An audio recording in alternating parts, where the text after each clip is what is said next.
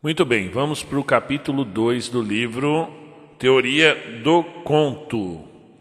Lembrando sempre, pessoal, isso aí é uma visão pessoal, individual, minha, então não é a verdade absoluta, mas pode auxiliar na hora de fazer a prova, na hora de entender esse texto, ok? Então, uma dica que eu dou, sempre quando aparecer a fala de algum escritor no meio dessa fala da Nádia, né? Pega o livro, pega o seu caderno e coloca lá palavras-chave ligadas a esse escritor, ok? Então vai ficar mais fácil, porque geralmente a prova vai vir assim, né? Claude Blemont, né? Analise essa frase de Claude Blemont. Aí vai estar lá a frase e você vai lembrar de algumas palavras-chave que você destacou na leitura, no seu estudo, para desenvolver a sua dissertação. Porque não importa muito exatamente o que você pensa, e sim o que você pensa linkado com as palavras-chave daquele escritor. Entendeu? Então você vai ter que necessariamente utilizá-las, ok? Então vamos para o capítulo 2, Conto uma Narrativa. Pega o texto aí. Só é válido esse vídeo se for acompanhado com o texto junto, ok? 3 acepções da palavra conto. Então abre lá o nome, Júlio Casares. Júlio Casares é um lexicógrafo.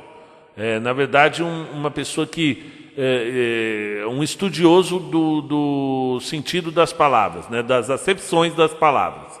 E aí ele fala aqui, para Júlio Casares, há 3 acepções da palavra conto, que Julio Cortázar, lembra o Julio, aquele escritor argentino do conto A Casa Tomada, utiliza no seu estudo sobre Poe, sobre Edgar Allan Poe. 1. Relato de um acontecimento. Então coloca lá, Julio Casares, relato de algo que vai acontecer. 2. Narração oral ou escrita desse acontecimento falso. Ó a palavra-chave aí. E 3. Fábula que se conta às crianças para diverti-las. Então são 3 acepções. Continuando o texto. Todas apresentam um ponto em comum. São modos de se contar alguma coisa. Enquanto tal, são todas narrativas. Pois, abre aspas, toda narrativa consiste de um discurso integrado numa sucessão de acontecimentos de interesse humano na unidade da mesma ação. Qual é o mais importante dessa frase? Mesma ação, ok? Mesmo que ocorra uma sucessão de acontecimentos, essa sucessão faz parte de uma mesma ação, ok? É daí que está o conto. Então, por exemplo, se eu pegar o gato preto, ele fala que ele vai ser morto, que ele está numa situação ali difícil, que quando ele era criança ele era assim, aí conforme foi passando o tempo ele foi mudando, aí apareceu um gato, mas tudo faz parte de uma mesma ação, ok? Que culmina de uma mesma ação. Continua o texto aí. Afirma Claude Blemont, ao afirmar a lógica dos possíveis narrativos. E aí, saímos do Julio Casares, entramos no Blemont. Abre aí mais um nominho. Então, de fato, toda narrativa, segundo Blemont, apresenta uma sucessão de acontecimentos, né? Há sempre algo a narrar. 2, interesse humano, pois é de material de interesse humano para nós, de nós para nós, acerca de nós, né? E em relação a um projeto humano que os acontecimentos tomam significação e se organizam numa série temporal estruturada. Então, resumindo aí a segunda sobre a narrativa, interesse humano. E 3º, e tudo na unidade de uma mesma ação, ok? Então, abre lá um tripé para Claude Blemont. 1º, sucessão de acontecimentos. 2º, de interesse humano. 3º, mesma ação. É isso que talvez você vá colocar na prova. No entanto, continuando aí, há vários modos de se construir essa unidade de uma mesma ação nesse projeto humano com uma sucessão de acontecimentos. Subtítulo, conto, um relato de um acontecimento falso ou verdadeiro. E aí? Você foi assaltado lá saindo do colégio. Aí você chega em casa e vai contar para sua mãe. O que você está contando é falso ou verdadeiro? O acontecimento é real, mas o contar ali é falso ou verdadeiro? Vamos tentar entender isso aqui. O contar, do latim computare, uma história, em princípio oralmente, evolui para registrar histórias. Então, registrar é uma palavra-chave. É diferente de narrar. Uma coisa é contar ou registrar. Outra coisa é narrar. Guardem isso que mais para frente vocês vão entender. Por escrito. Mas o contar não é simplesmente relatar os acontecimentos e ações, pois relatar implica que o acontecimento seja trazido outra vez, ou seja, outra vez, mais o latim, mais latum, trazido, né? Trazer outra vez o que aconteceu lá atrás, quando você foi assaltado, ok? Que vem defero, ou eu trago, né? Por vezes é trazido outra vez por alguém que ou foi testemunha ou teve a notícia do acontecimento, né?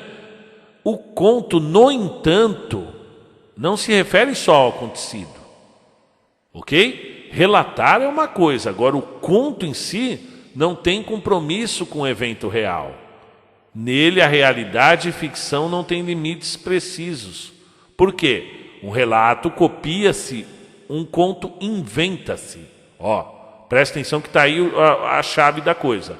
Um relato, você copia o que aconteceu. Um conto, você inventa, mesmo que essa coisa tenha acontecido também. Afirma Raul Castanhinho. Então, já abre mais um nome aí, ó, Castanhinho. Já abre e relativo ao inventar, né? E aí a gente está falando se o que está sendo contado é real ou ficção. Vamos continuar. A essa altura não importa averiguar se há verdade ou falsidade. O que existe é já a ficção. A arte de inventar um modo de se representar algo, mesmo que esse algo tenha acontecido realmente. Uma coisa é o que aconteceu naquele momento que você foi assaltado. Outra coisa é a arte de inventar um modo de se representar isso. Você está entendendo? Por quê? Muitas vezes está numa roda de amigos, aí vocês vão contar algo que ocorreu há muito tempo, que vocês se lembram com muita graça e tal, só que aí vocês sempre elegem uma pessoa ali do grupo para... Não, conta aí você, que você contando fica mais legal. Porque essa pessoa... o acontecido ocorreu para todo mundo que está ali naquela rodinha, né? Foi o mesmo ocorrido, mas a forma de contar é diferente. Vocês estão entendendo? A arte de inventar um modo de se contar, né? Há naturalmente, continuando o texto, graus de proximidade ou afastamento do real.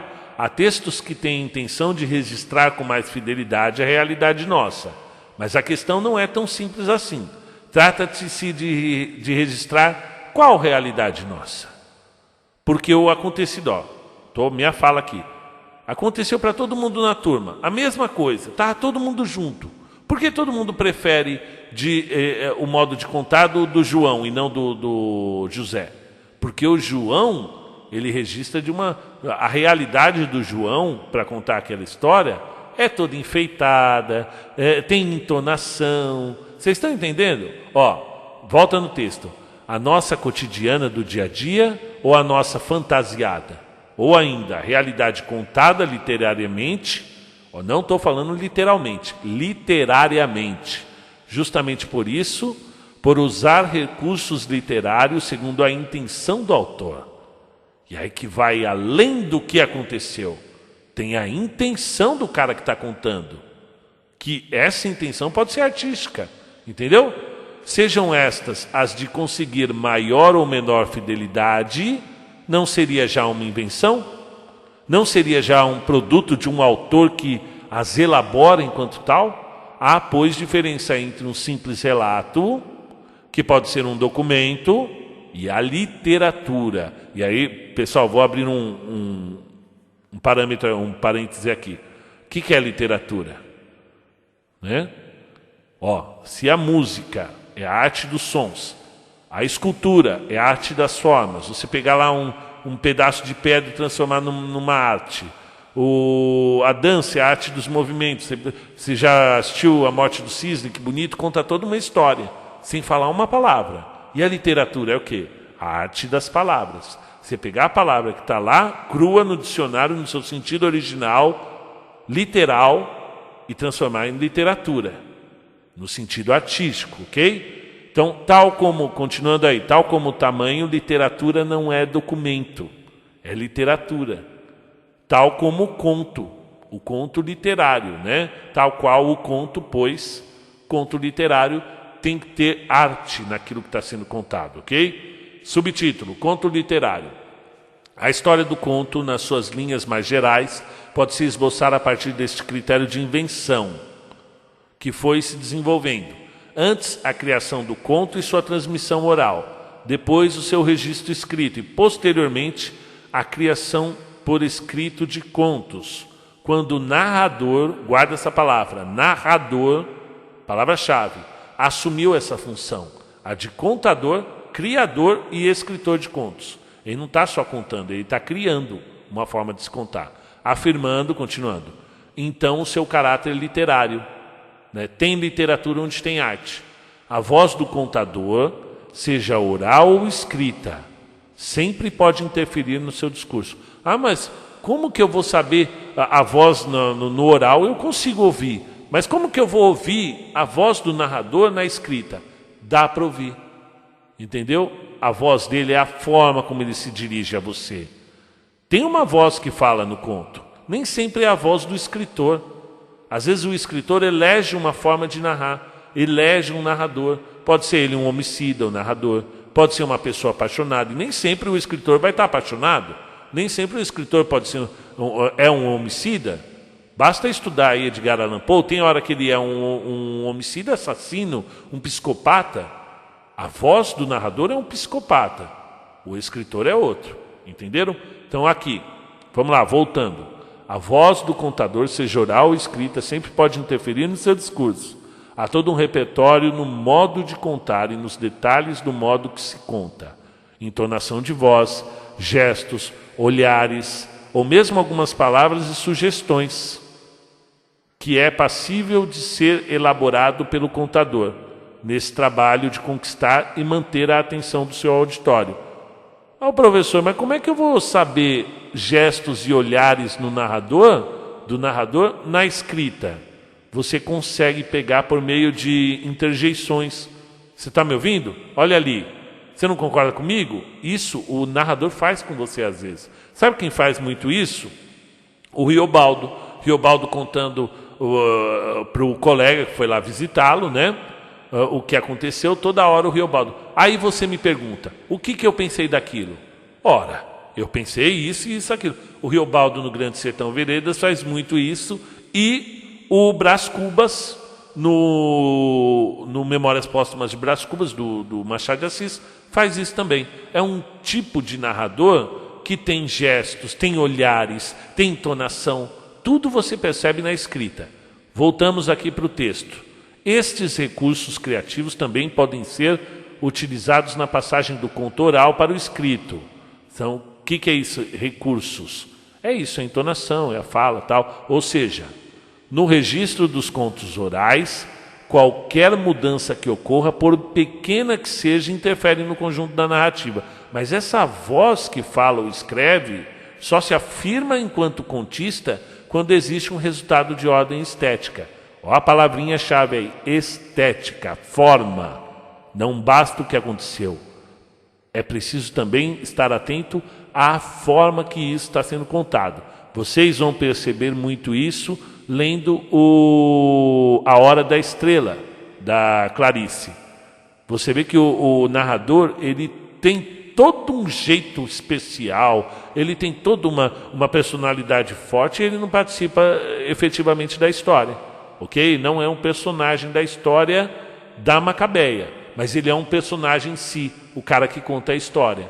E tem uma estética muito presente na obra dele, entendeu?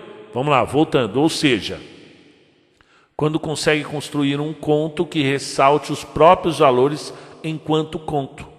Nesta que já é, a essa altura, a arte do conto. Ó. Veja como a arte e literatura estão juntas. É o que vai separar um documento histórico contando alguma coisa de um conto literário, gente. Ó, continuando aí, conto literário. Por isso, nem todo contador de histórias é um contista.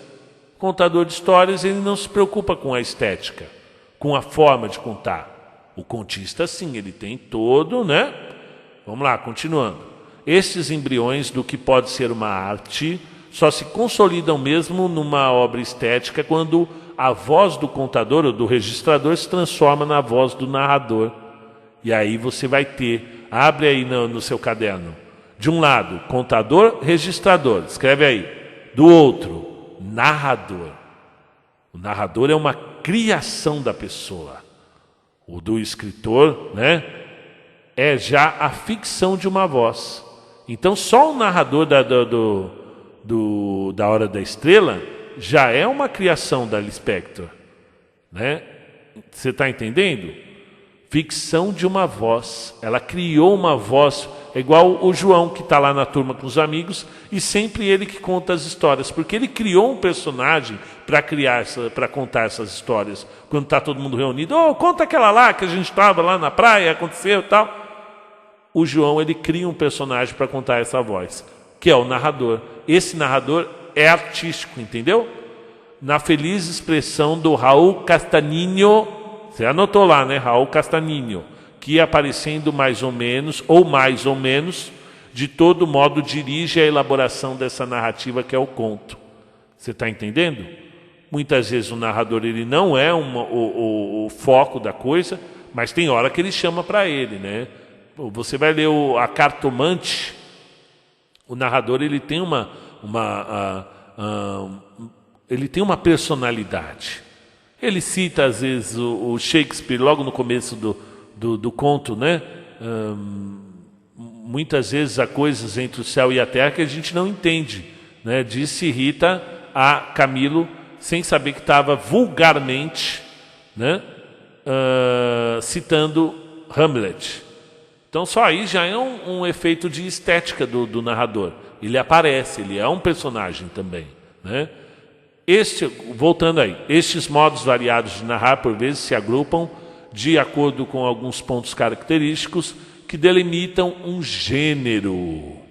E aí, gente, o que é gênero? Vamos continuar. Se apresentam algumas tantas características e podem pertencer a esse ou aquele gênero. Podem ser, por exemplo, romances, poemas ou dramas. Convém considerar que essa classificação também tem sua história, né? Há fases em que ela se acentuou, como nos períodos clássicos, por exemplo, na Antiguidade Greco-Latina e na Renascença à volta, né? Em que há para cada gênero um público e um repertório de procedimentos ou normas a serem usados nas obras de arte. E há períodos em que esses limites se embaralham e que se dilatam as possibilidades de misturar características dos vários gêneros e atingir então a dissolução da própria ideia de gênero e as normas, né, e de normas. E é o que acontece progressivamente já a partir do romantismo, né, dos anos de 1700 e pouquinho, e muito, né, na verdade 1780, com a publicação do Sofrimento do Jovem Werther, do Goethe, e vai até o modernismo e os dias de hoje. O que ele está dizendo? Gente, quem é mais velho ia na locadora para alugar os filmes na sexta-feira para devolver só na segunda, né? Você chegava lá, tinha a estante dos romances, a estante do terror, da comédia, do investigativo, do policial, tinha até a estante lá do filme adulto, não é verdade? Aqueles eram gêneros de filmes. Só que, o que ele está dizendo aqui? Chegou um momento, antigamente esses gêneros eram muito definidos, né? E aí você tinha o lírico, o dramático e o épico, ok? A partir do romantismo, esses gêneros se fundem. Então é um romance com comédia, é um gênero policial com drama, vocês estão entendendo? É disso que está falando aqui a classificação de gêneros, ok? O limite dos gêneros torna-se um problema, Lembre-se ainda que houve um tempo em que os vários modos de hoje comungavam no mesmo gênero, sem especificações, que é isso que está falando, né? Uma comédia policial, né? Isso gera algumas confusões que se refletem na terminologia. Vamos ver. Terminologia, conjunto de termos específicos ou sistema de palavras, numa disciplina particular, ok? Como se fosse uma nomenclatura. Não tem a terminologia da botânica, onde cada planta tem seu nome específico, ok? Da matemática, vocês estão entendendo? Da fauna, da flora. Então, é o uso de palavras peculiares, ok? Então, continuando aí. Questão da terminologia. Veja-se o exemplo no inglês. Novel, usado no século XVI até o século XVIII, desde 1500 até 1700, como prova narrativa de ficção com personagens ou ações representando a vida diária. Então, ó, novela, né, novel, como narrativa de ficção de personagens representando a vida diária, diferencia-se do romance, que é uma forma mais longa e mais tradicional, ok? Está aí uma definição de novela, diferenciação para o romance. No século XIX, com o declínio do romance antigo, de reminiscências medievais, a novela preencheu o espaço disponível, perdeu as associações originais e deixou de ser breve e virou um romance. Hoje, novel em inglês é romance, tudo bem? E no século XIX surge um termo específico para a história curta. Há ainda a long short story para novela e tale para conto ou conto popular. Para alguns, a novela vem do italiano novella, com 2 L, né? Ou seja, pequenas histórias. Por exemplo, antigamente, o Carrossel. Carrossel é uma novela, se eu fosse transformar numa novela literária, por quê? Estou com um problema aqui do Cirilo, né? Aí eu fico uma semana trabalhando aquele problema, que o menino não tem, perdeu a bola lá, tal, né? Aí terminei aquela pequena historinha. Vou para o Jaime, né? O Jaime, aí o cachorro dele morreu, rabito, aí fica lá uma semana, aí espreme, resolveu a história. Aí vou para outra personagem, Maria Joaquina. Então, há uma possibilidade na novela dessas pequenas histórias durarem 2, 3 anos. Se ficar ali, quando você terminar de espremer o último personagem, você pode voltar com um novo problema do primeiro. Isso é novela literária, né? Do italiano novela aí, né? Pequenas histórias. Então são pequenos arcos que não necessariamente têm um começo, meio e fim, ok? Em Boccaccio, a novela era breve, não mais de 10 páginas, se opondo ao romance medieval, uma forma mais longa e difusa, que desenvolvia uma intriga amorosa completa. O que é uma intriga amorosa completa, gente? Tem começo, meio e fim, bem definidos. Mesmo que esse começo, meio e fim seja dividido numa trilogia, por exemplo, ainda assim, depois de contada a história, acabou, finish. Agora, a novela não. Ela pode ir demorando, ok? Lembrando que eu estou falando de novela literária. E Boccaccio chama seus textos indistintamente de histórias, relatos, parábolas, fábulas. Este conjunto de formas menores, por vezes, é chamado épica menor, para diferenciá-las das grandes epopeias, como os Lusíadas de Camões, ok? E vocês vão ter que ler os Lusíadas, é uma narrativa muito linda que conta a história do povo português indo até as Índias, ok? E a viagem de Vasco da Gama e até a história do povo português em si, da formação do Estado português, ok? Tem o começo dos Lusíadas narrei, é só jogar lá os Lusíadas conta um conto. Tem pelo menos uns 7 cantos dos Lusíadas lá. Voltando aqui, modernamente sabe-se que a fábula é a história com personagens animais, vegetais ou minerais. Tem um objetivo instrutivo e muito breve. Por exemplo, os 3 porquinhos. É uma fábula, né? Por meio de animaizinhos, você trabalha uma moral. Sempre tem um objetivo instrutivo. Não pode ser preguiçoso. Tem que ser cuidadoso, né? Os 3 porquinhos. E se a parábola... fábula, uma coisa. Parábola, outra. tem homens como personagens, né? Uma pessoa que usava muitas parábolas era Jesus, né? Jesus Cristo, ele usava bastante parábola nas suas histórias, ok? E se tem sentido realista ou moralista, tal como a fábula, né? O sentido não é aparente e os detalhes de personagens podem ser simbólicos, ok? O conto conserva características dessas duas formas: a economia no estilo e a situação e proposição temática resumida, ok? Então vamos lá. O termo novel passa para o espanhol. Cervantes escreve suas novelas exemplares de 1621 e estas experimentam já um processo de extensão. E Lope de la Vega escreve então novelas que são, segundo ele, anteriormente chamadas de cuentos, estos que sabiam de memória, e nunca que me acuerde los vi escritos. Estes que, o que é um conto? Algo que você sabe contar de memória e que nunca que você recorde, né, já tenha visto escrito. Atualmente, romance é novela. Novela é novela curta e conto é cuento, ok? Então aí a gente está falando de terminologia, né? Dá um nome certinho para cada um. É esse capítulo aí. E provavelmente pode cair na prova, né? Segundo, eu acho difícil, que é uma parte mais técnica. Não é tão interessante isso na prova. Atente-se ainda para a distinção entre nouvelle e conte, do francês, né? Usados indistintamente por La Fontaine, ok? No século XVII. E houve naturalmente uma distinção. Conto é mais concentrado, né? Tem aquele poder ali de ação mais reduzido, com um episódio principal, uma forma remanescente de tradição oral. Então a professora pode perguntar, segundo La Fontaine, né? Bom, vamos ver aqui. Forma remanescente da tradição oral e frequentemente com elementos de fantasia. Seria o conto popular.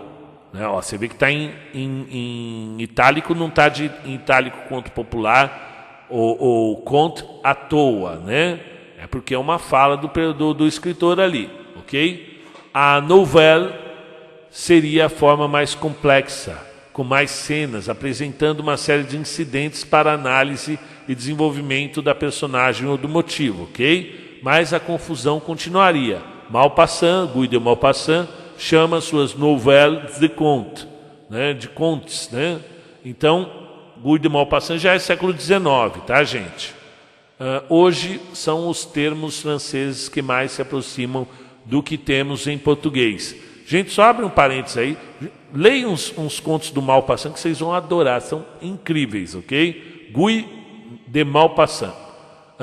Usam-se roman, novelle e conte para os nossos, respectivamente, romance, novela e conto, né? Então, de uma forma geral, romance tem um arco maior, muitos personagens, e a história tem um começo, meio e fim. Uma vez contado, está contado. Novela não, são pequenos arcos de história dentro de uma grande história. E eles podem ser desenvolvidos sucessivamente até, se você quiser levar a novela por 10 anos, você leva. O conto não, né? Mas a novela aqui que eu estou falando, esse de pequenos arcos, né? Naquela concepção que a gente tratou lá em cima. E o conto como algo, né, de uma ação, apenas uma ação, mesmo que tenha sucessivos acontecimentos dentro de uma só ação, né? Grosseiramente é isso, gente, grosseiramente. Vamos lá, continuando. Na Alemanha, a novela tem desenvolvimento linear, com um ponto de interesse chocante. Mas ela se torna mais extensa e surge então a necessidade de um termo para designar a narrativa realmente curta, né? E aí está o termo em espanhol, não vou me arriscar. E ainda tem Märchen, né, como conto popular, e Roman para romance, ok? É nos Estados Unidos que o termo short history se afirma desde 1880 e designa não somente uma história curta, mas um gênero independente, com suas próprias características. Então, pode ser, gente, uma história um pouco mais longa, mas tem uma ação, mesmo que tenha sucessivos acontecimentos, mas dentro de uma ação. Vamos lá. No entanto, a confusão terminológica predominava. O contista Washington Irving usava os termos tale esquete, que é uma sketch, né? Sketch é uma situaçãozinha, né? Enquanto o tale seria usado por Poe, Hawthorne e Melville, de forma distinta ao uso de short story, né? Considerada por alguns como forma de fundo mais realista, né? Então esses com S, story, né? Com H, history, ok? Igual ao canal. Tá? Eu estava falando history lá em cima, mas é story. Esses termos ganham fisionomia mais definida. O termo sketch passa a se referir a uma narrativa descritiva estática. Por exemplo, tem uma cena só ali, representando um estado, como é ou está alguém ou alguma coisa, com personagens não envolvidas em uma cadeia de eventos. São um retrato, um quadro, né? Ou um caracteres soltos, né? Então o termo yarn apresenta-se a anedotas, um único episódio fragmentário, que pode ter acontecido a alguém, contado em linguagem coloquial. E tale seria uma anedota aumentada, né? Seja ela ficção ou não, um conto popular. Essa parte é meio cansativa, né, gente? Vamos lá, continuando.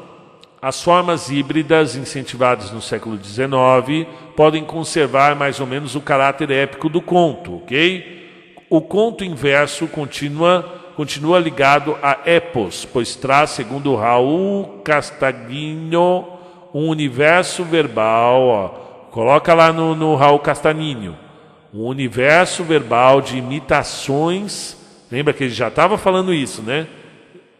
E pessoas que organiza um argumento que relaciona os componentes, ok? E pode ser recontado. Lembra que ele estava falando lá em cima? De você pegar algo e recontar, criar em cima, né? Indefinidamente, legitimando sua condição narrativa e preservando algumas das consideradas chave do conto, como se verá adiante. Então, ó, o que eu estou falando aqui? O que é preservar algumas das consideradas chaves do conto, o que realmente aconteceu? Mas a forma de contar pode ter milhares, né? O que aconteceu? O assalto. Mas a forma de contar esse assalto, vixe, cada um vai contar de uma forma diferente. Como se verá adiante? O impulso único, a atenção unitária, o efeito preciso e inesperado. Já o poema em prosa, ó, primeiro eu estava falando do quê? Do conto inverso, né? Uma coisa, o conto, ele é contar uma historinha, né, em verso, usando versos, né? Já o poema em prosa é diferente. Você tem a linguagem da poesia, mas está escrevendo em parágrafos, capítulos, ok? Então você vai estar usando a prosa. O que é a prosa? Começa com letra maiúscula, vai até o final da linha, vai para a linha de baixo, né? Não tem aquela necessidade, aquela liberdade do poema, né? Tudo bem? Então, poema em prosa afasta-se da épica e aproxima-se do lírico, mesmo que ele conte uma história. É impossível recontá-la sem que se perca sua força centrada no poético, por meio, entre outros recursos, das imagens e das suas múltiplas sugestões. No entanto, o que faz o conto, seja ele de acontecimento ou de atmosfera, de moral ou de terror, é o modo pelo qual a história é contada. Vocês estão entendendo que vira e mexe, volta ao modo de se contar, ok? Bem como formulou o contista Horácio Quiroga. Lembra Horácio Quiroga, lá do conto A Galinha Degolada, uruguaio, né? Um grande contista. Gente, essa Galinha Degolada é terrível, vocês precisam ler. Como bem formulou o contista Horácio Quiroga ao alertar para alguns truques do contista. Em literatura, a ordem dos fatores altera profundamente o produto, né? Não é simplesmente você chegar lá e falar, fui assaltado. Não. Pô, você pode usar os fatores ao seu favor, o modo de contar, e aí vai ter sonoridade, vai ter ritmo, vai ter a ordem que você colocou os fatos, né? Fala, calma, vocês estão adiantando, né? O João lá não está contando a história, deixa vocês não falar para eu contar a história, deixa eu contar do meu jeito, vocês estão adiantando as coisas. Tudo bem, terminologia? Muito bem, vamos entrar agora no conto maravilhoso. Quando a gente fala maravilhoso, mágico, fantástico, é o que vai além do que as leis da física, guarda esse conceito aqui, que as leis da física que a gente conhece hoje, ok? Permitem, tá? Então vamos lá. Uma forma simples, André Joules. O conto, segundo a terceira acepção do Júlio Casares, conforme você já anotou lá no seu caderninho, é entendido como fábula que conta às crianças para diverti-las, liga-se mais estreitamente ao conceito de história de história com e do contar histórias, e se refere sobretudo ao conto maravilhoso, com personagens não determinadas historicamente. Então não fala assim, foi em 1500, não, isso aí não tem uma determinação exata de faixa de idade, de época que ocorreu, ainda que algumas histórias elas estejam ambientadas no medieval, por exemplo, mas ainda de uma forma muito genérica. Voltando aí, e narra como as coisas deveriam acontecer, satisfazendo assim uma expectativa do leitor e contrariando o universo real, em que nem sempre as coisas acontecem da forma que gostaríamos.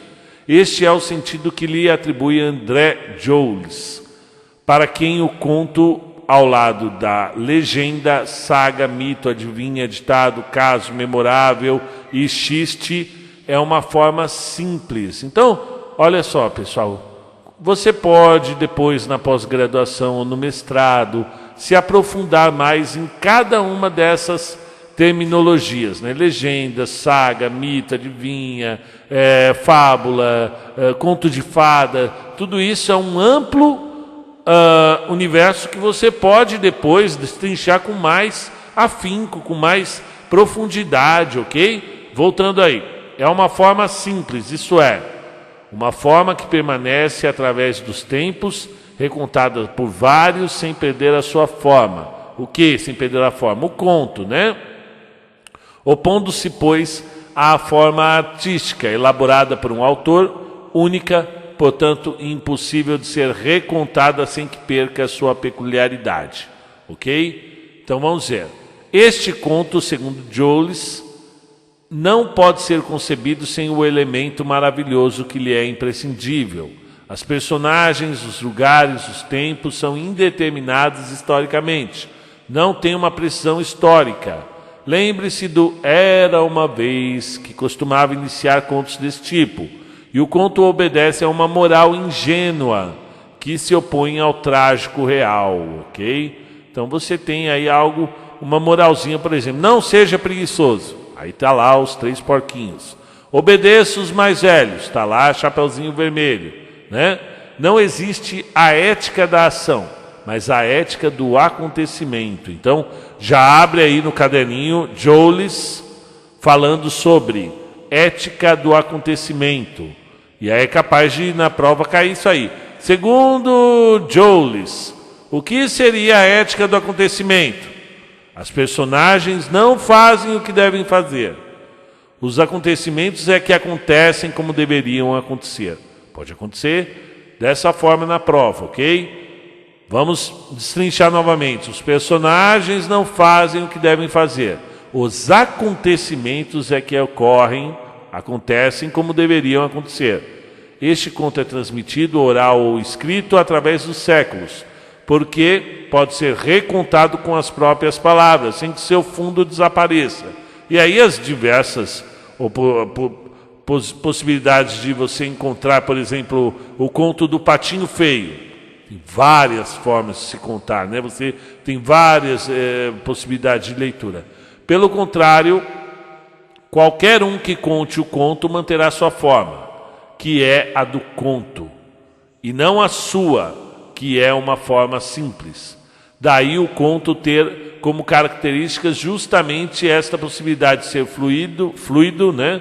Móvel, de ser entendido por todos, de se renovar nas suas transmissões, sem se desmanchar. Caracterizam-no, pois, a mobilidade, a generalidade e a pluralidade. Então, que já coloca, está em itálico, é porque faz parte das palavras-chave ligadas a André Jolles, né? Então, perceba aí, gente. O conto, ele tem essa possibilidade, né, de mobilidade, de generalidade, de pluralidade, ok? Várias formas.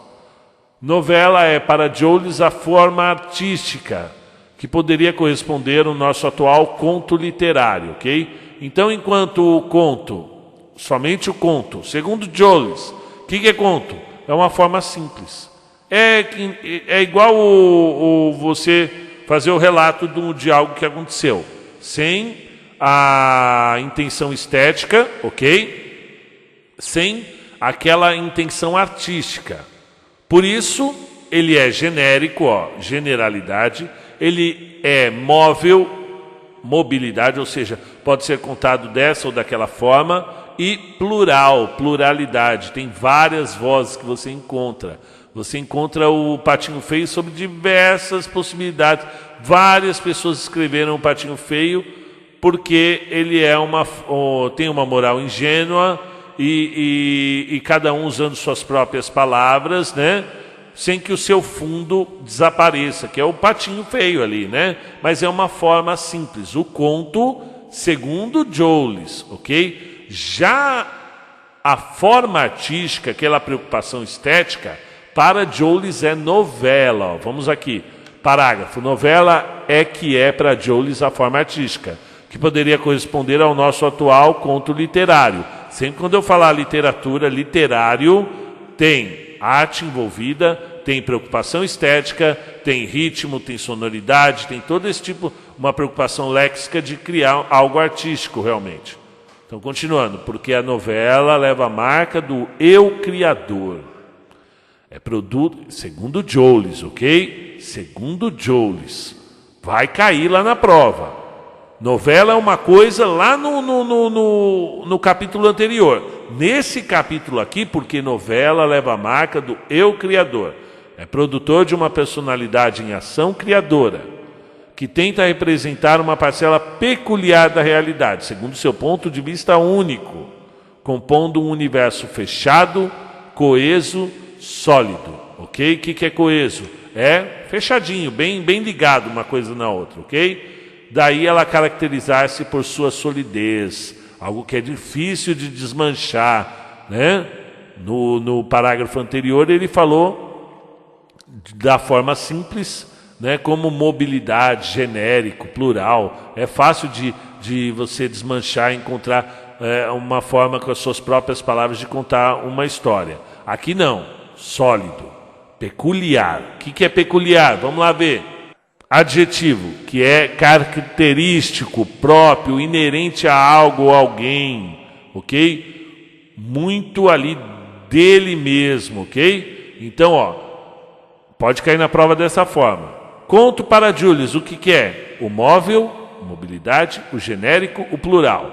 E novela para Jolles é o sólido, difícil de ser fragmentado, o peculiar, que é aquele próprio, né, peculiaridade, e unicidade, é único, ok? E ainda por ser alimentada por um acontecimento impressionante, tônica que persiste desde as origens mais remotas, na forma da novela toscana, praticada por Boccaccio no seu Decameron, ok? A obra do Boccaccio, Toscana lá da cidade italiana, ok? Abre aspas. A novela toscana procura, de um modo geral, contar um fato, um incidente impressionante, de maneira tal que se tenha a impressão de um acontecimento efetivo, e mais exatamente, a impressão de que esse incidente é mais importante do que as personagens que o vivem. Então, o conto ele tem, segundo a novela, no caso aqui do Jolles, qual é a característica principal? Que o acontecido é mais importante que o personagem. Olha que legal, que definição interessante, né?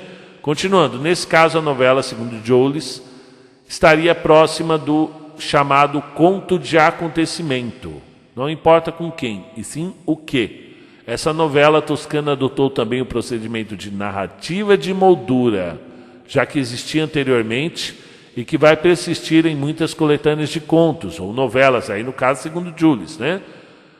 Essas narrativas acham-se ligadas por um quadro, então tem ali um quadro onde algo está acontecendo, né, que assinala, entre outras coisas, onde, quando, por quem são contadas.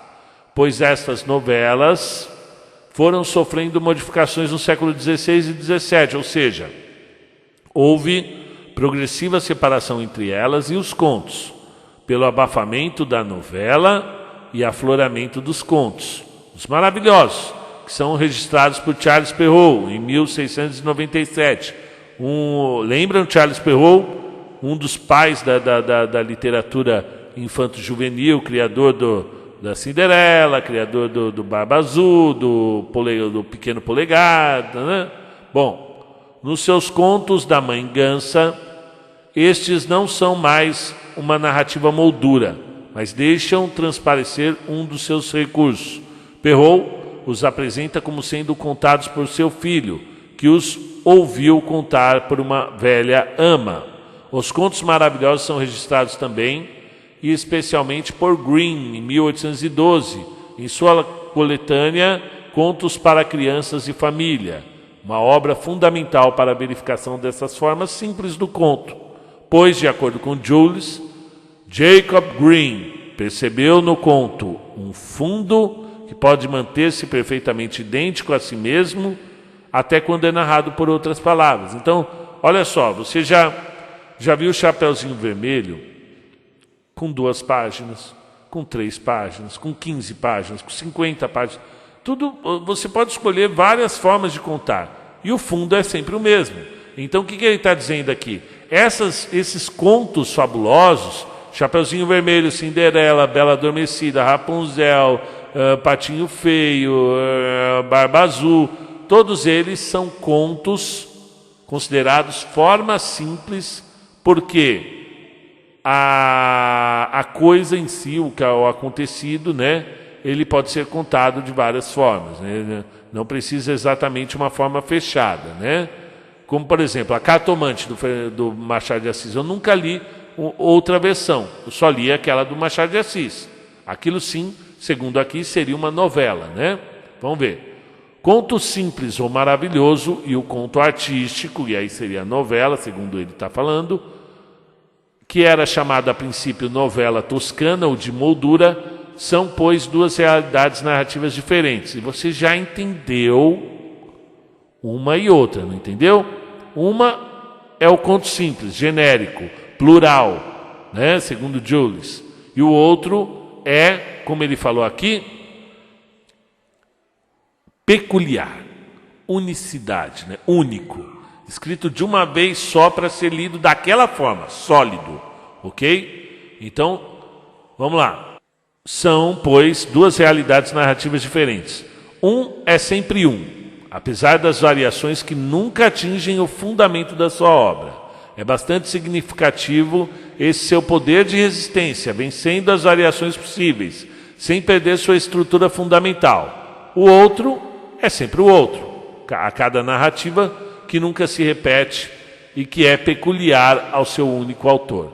Então, quando ele fala aqui, um é sempre um, ele está falando do conto simples, né? Que apesar das variações sempre mantém a forma, né? O fundo, né? E o outro é sempre o outro, nunca se repete e que é peculiar ao seu único autor. A gente conta sempre levando em consideração aquele autor. Por exemplo, no caso aí da Cartomante do Machado de Assis e todos os outros contos dele, está sempre ligado ao Machado de Assis, é sempre contado da mesma forma, por isso, né, tem aí essas 2 concepções. Vamos ver aqui as funções e transformações e origens do Vladimir Prop. Abre aí mais um nome, segundo Vladimir Prop. Então abre aí 3 colocações para o Vladimir. Primeira, as funções. A permanência das formas simples do conto maravilhoso, para o qual Green alertou em 1812, e André Joles desenvolveu em 1929, foi minuciosamente examinada por Vladimir Prop em A Morfologia do Conto, segundo os moldes do formalismo russo.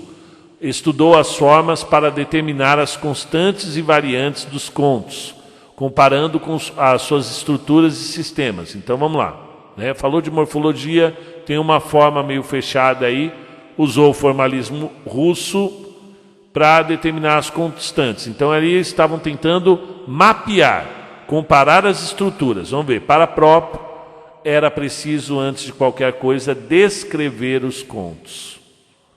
Como estabelecer teses sobre a origem dos contos e determinar tipos de contos antes de saber o que é conto? Por não saber qual a estrutura desses contos maravilhosos é que Prop rejeitou as suas classificações, como a que divide os contos em histórias fantásticas, histórias tomadas da vida cotidiana e histórias de animais, ou a que tenta dividi-las por assuntos. Conto de animal, conto de, propriamente dito, conto jocoso, né? Que é aquela engraçado, né? Sem especificar, na verdade, o que é o assunto e o que é variação de um assunto. E a possibilitar o enquadramento de um conto em mais de um desses tipos aí. Então, ele esbarrou aí o próprio na dificuldade de realmente de precisar o que é conto, já que ele encontrou várias tentativas aí que para ele não faziam sentido porque elas se misturavam e tinham subvariações, ok? Então, continuando aqui na outra folha. A uniformidade específica do conto não se explica, pois, segundo Prop, por temas, nem por motivo e nem por assunto, ainda que eles se repitam, mas por unidades estruturais. Então, coloca aí, Prop, subgênero aí, as funções, né, e unidades estruturais. Vamos ver o que são essas unidades aí, em torno dos quais esses elementos se agrupam, ok? Para estabelecer o que é conto, entenda-se aqui o conto maravilhoso. Prop determina, então, uma morfologia do conto, isto é, uma descrição do conto segundo as partes que o constituem e segundo as relações dessas partes entre si e dessas partes com o conjunto do conto. Está parecendo confuso, mas vai abrir mais para frente aí, pessoal. Partindo da análise da ação dos personagens, constata que há ações constantes que eles chamam de funções. Dentro da ação do personagem tem uma função. A função seria, então, a ação de um personagem definida como ponto de vista do seu significado no desenrolar da intriga. Então, cada personagem tem uma importância dentro daquela intriga, e essa função seria desenvolver-se, por exemplo, vamos pegar aqui, qual é a função do gato preto dentro do conto? Seria, né, no desenrolar da intriga, acentuar os problemas psicológicos que já vinham se manifestando no narrador. Pode ser isso, né? Vamos ver. Essas funções ou ações constantes são independentes dos personagens que as praticam e dos modos pelos quais são praticadas. Isso é, as mesmas ações são praticadas por personagens diferentes em diferentes maneiras.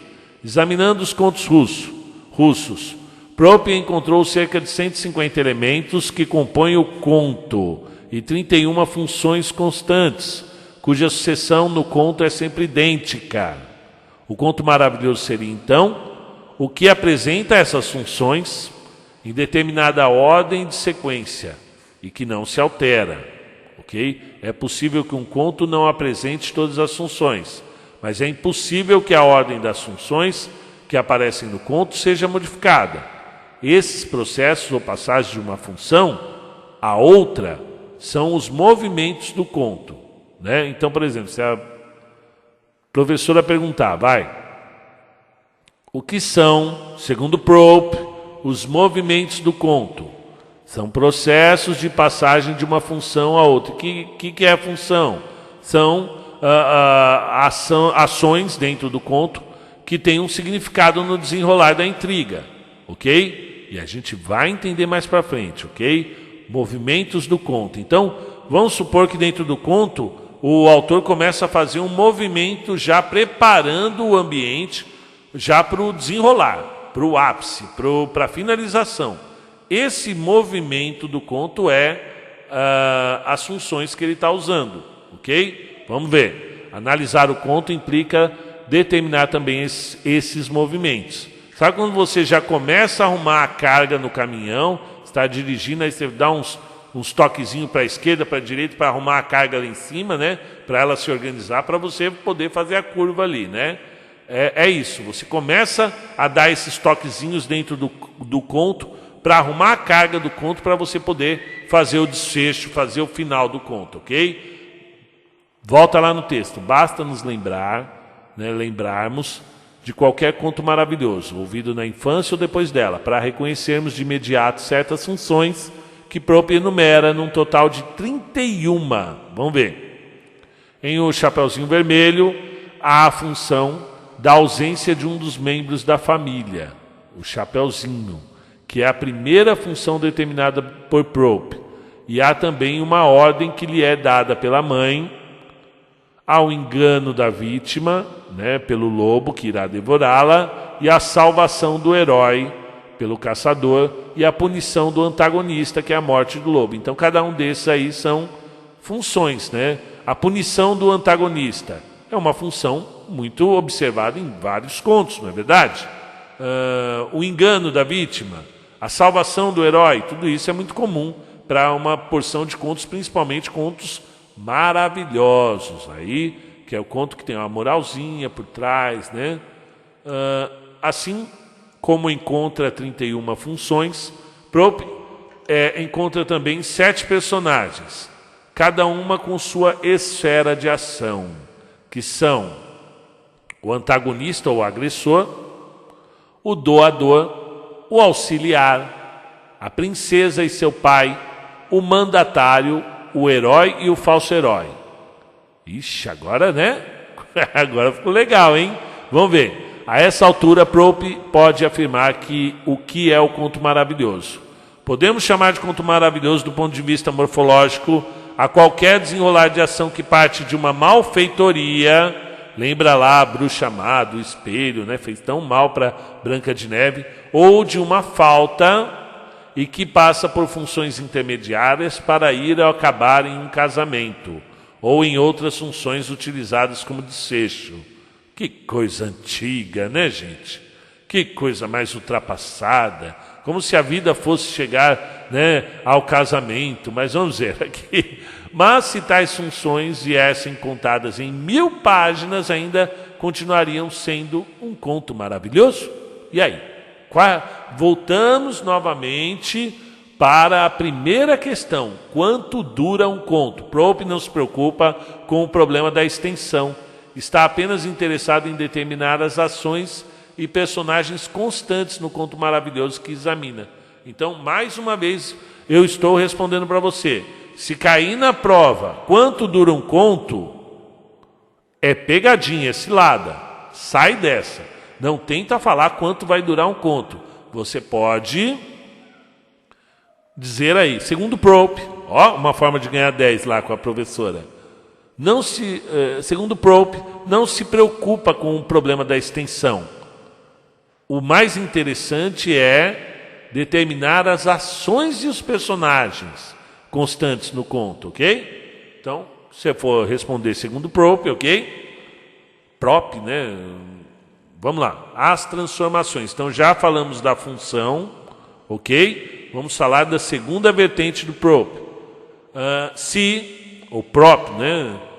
Se, abre aspas, a vida real não pode destruir a estrutura geral do conto. O que ele quis dizer aqui? Vamos ver.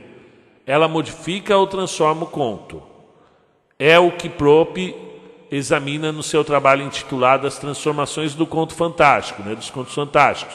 Pois se existe uma forma fundamental do conto que está ligada, aliás, às suas origens religiosas, existem também, segundo ele, as formas derivadas, que dependem da realidade em que o conto aparece e das determinações de ordem cultural, ok? E para se chegar a alguma conclusão sobre o conto maravilhoso, em nível internacional aí, né? Torna-se preciso também examinar essas formas essas formas fundamentais e derivadas do conto de um povo. Tudo varia bastante de acordo com a cultura de um povo, né? E depois as de outro, e confrontá-las, para se poder responder à questão: de que teor seriam essas transformações? Né? Prope conclui que há 20 casos de transformações de elementos do conto fantástico, que se fazem ou por alteração da forma fundamental, reduzindo, deformando, invertendo, intensificando, enfraquecendo a ação dos personagens, ou por tipos de substituições e assimilações. Restaria ainda uma outra questão: como distinguir o que é da fonte no conto maravilhoso e o que é a aquisição posterior? E aí, se eu pegar agora, um Aladim, quando eu vou saber, como eu consigo distinguir o que é da fonte, da onde veio primeira vez escrito, né? E o que veio se modificando no decorrer do tempo, e o que é a aquisição, né? O que veio ganhando posteriormente no decorrer das centenas de anos aí, né? Basta eu pegar a própria Chapeuzinho Vermelho. O que acontece com ela no conto anterior, né? O original, né? A primeira vez que é colocado no papel, e o que foi a aquisição posterior. E tudo depende muito da cultura, é o que ele está falando aqui, ó, da cultura de um povo. Deriva muito, porque olha só, nos contos anteriores, esses personagens aí todos morriam de formas horríveis. É só você pegar o original do Chapeuzinho Vermelho, de João e Maria, e as transformações. Ó, aqui está em itálico: as aquisições posteriores. São essas as transformações que vão ocorrendo no decorrer dos anos, com as mudanças da sociedade, e que tem certas coisas que já não cabem mais, né? Como era os contos originais dos irmãos Grimm. Vocês concordam comigo? Quando foi para a Disney, ficou Nutella. É esse tipo de mudança que ele está se referindo aí, eu acho. É minha opinião. Não, lembrando sempre que eu não sou um especialista em literatura. Fiz letras como vocês estão fazendo, mas meu entendimento parece ser um negócio bem simples aqui. Ela será examinada mais detidamente por Prope, né, sei lá, em Las Raíces Históricas de Cuento. Gente, se você quer se aprofundar nisso, pega o livro dele. Às vezes não tem em português, você vai ter que ler em espanhol, mas se aprofunde. É a sua vida. Sua vida é isso aqui, cara. Você vai ter que ser apaixonado por isso, para não chegar na sala de aula, né? Bom, vamos lá. Falamos da transformação, falamos das funções, né? Cada um tem uma função dentro do conto, e agora vamos falar das origens. A pesquisa de Prope é coerente com o seu programa. Se já desenvolver o estudo da estrutura dos contos e da mudança dos contos, vá agora desenvolver o estudo das origens, que é Las Raíces Históricas del Cuento. Os elementos do conto serão agora estudados em função de suas fontes.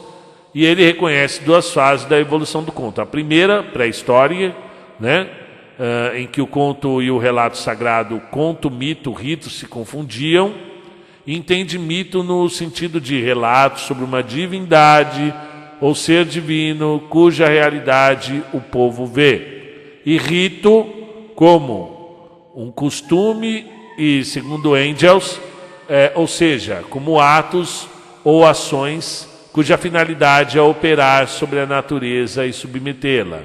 E nessa fase religiosa, né, que a gente está falando aí de mito, rito, né, os mais velhos contavam aos mais jovens as suas origens, para informá-los dos sentidos dos atos a quem estavam submetidos, para justificar as proibições que lhe eram feitas.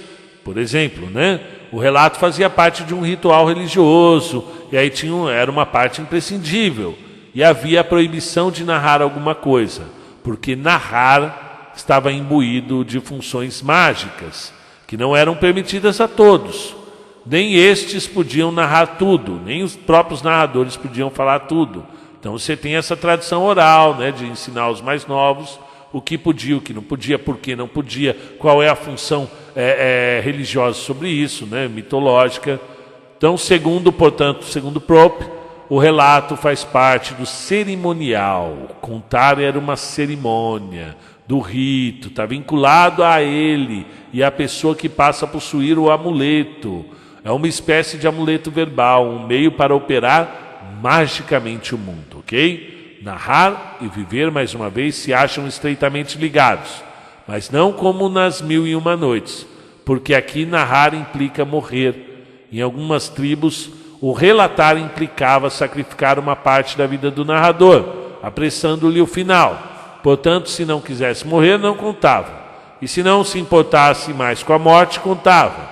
Diz um habitante de uma tribo estudada por Dorsey, citado por Propp, abre aspas para esse Dorsey aí.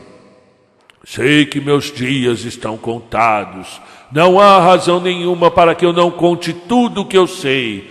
E isso é muito usado hoje nos contos. Principalmente aí nos contos de mistério e tal, né? Já o próprio Gato Preto, meus dias estão contados, amanhã eu vou morrer, e o peso da minha consciência me faz, né, para contar aquilo que ele não... eu li essa semana, A Amante Morta, né, que é um conto aí que traz essa vertente também, ok? Eu já estou no final da minha vida, portanto eu vou contar aí o que aconteceu, né, que é do escritor Gautier, né? Vamos lá, continuando aí. E Propp conclui que a maior parte dos motivos dos contos refere-se a 2 ciclos ritualísticos. Então está muito ligado a esse ritual, né? Essa coisa meio um sacerdote contando, né? E o da iniciação e das representações da morte, os quais por vezes se confundem e se intercambiam mutuamente, ok? Uma segunda frase de que fala Propp é a história mesma do conto, né? Quando ele se libera da religião e passa a ter vida própria, o relato sagrado torna-se profano e os narradores, antes sacerdotes ou pessoas mais velhas, passam a ser pessoas quaisquer e os relatos perdem o seu significado religioso. E os contos são contados como se contam os contos. Então, chega uma hora que aquilo que era, né, sagrado, superior, né, enaltecedor, torna-se carne de vaca, e como se contam os contos. Qualquer um conta, né? Nessa nova vida, abre aspas, livre dos convencionalismos religiosos, foge da livre atmosfera da criação artística, que recebe o seu impulso de fatores sociais, que já são outros diferentes, e começa a viver uma vida exuberante. Quando precisamente se dá essa passagem é que é impossível determinar, quando ele deixa de ser superior, sublime, e se torna algo comum, ok? Continuando aqui, a investigação do folclore desenvolvida por Propp, seguindo a linha do materialismo marxista, busca a explicação dos fatos no exame e na realidade histórica do passado. A origem religiosa dos contos, investiga a conexão do folclore com a economia da vida material. Esta é que gera determinados mitos, ritos e contos. O rito desaparece quando desaparece a caça como único e fundamental recurso de subsistência e atribui à sociedade, com ou sem castas, o destino da arte folclórica popular. Assim, o conto maravilhoso consta, segundo ele, de elementos que remontam a fenômenos e representações existentes na sociedade anterior às castas, e o conto depois passa a ser patrimônio das classes dominantes, como na Idade Média, quando foi manipulado de cima para baixo. Então, ele vai ganhando as camadas mais populares conforme vai passando o tempo, né, gente? Continuação, esse princípio é o que lhe permite também considerar, né, aliás, logo no início do seu livro, 2 tempos no conto folclórico da Rússia, antes e depois da Revolução, com letra maiúscula, Revolução Russa, que ocorreu no final do século XIX, começo do século XX, ok? Antes do folclore era a criação de classes oprimidas. Depois da Revolução, é uma criação verdadeiramente popular, ok? Mas não haveria uma semelhança entre contos de diversos povos, porque existiria uma semelhante disposição da psique humana através dos tempos? E aí? Esta seria uma outra explicação, na linha antropológico-psicanalítica, ok? A questão nesse caso estaria no exame da narrativa enquanto elaboração do sujeito. E aí, gente, abrindo parênteses aí, nem entra por enquanto nessa onda aí, ok? Para Prope, o rito referente à morte admitia a viagem dos mortos e a transmigração das almas. Ora, como consequência, haveria a perda do corpo, da terra, da vida, e essa perda, gravada na memória coletiva, não geraria o desejo em relação ao perdido?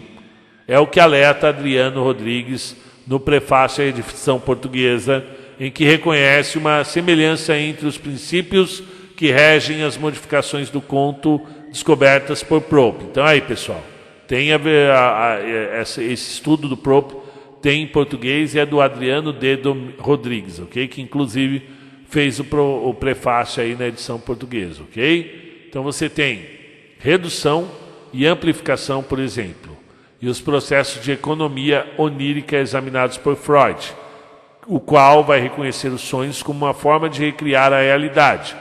Primeiro você condensa, aí você desloca, né? O crítico alerta, assim, para toda uma economia do desejo, relativa ao narrador, no seu ato de fala, que a morfologia do conto deixa intacta. Estamos terminando aí. Não é essa a preocupação de Prope, que procura e encontra fontes do conto no exame da realidade histórica do passado religioso, não da psicologia dos religiosos. E, de toda forma, fica a questão levantada pelo prefaciador. Como passar, então, das funções dos personagens e das suas qualidades para o narrador? E ainda, afinal, o que motivou os contos a serem como são, mesmo na sua manifestação primeira, sob a forma de mitos e ritos? Então é isso, esse terceiro momento aí, o momento da origem, ele vai tratar de uma maneira mais pesada, da onde veio, esses contos tinham um fundo religioso por trás, ele tinha uma origem religiosa. A partir de que momento foi se condensando, foi recriando a realidade, foi caindo no dia a dia, né? Então, o que motivou esse conto a ser como são? Mitologia? Rito? O que é? Mito? Né? E a partir de que momento ele foi se tornando uma recriação do real, do dia a dia, né? Do dia a dia, não vou usar esse termo porque não está aqui, ok? Então, se você quiser estudar um pouco mais essa parte, mas eu acredito que não é o interessante por enquanto, ele é muito complexo para a gente dizer, porque ele fala de psicanálise, ele fala de Freud, ele fala do ser humano como ser humano, né? Então, vamos para o próximo subtítulo aí, do conto maravilhoso à narrativa em geral.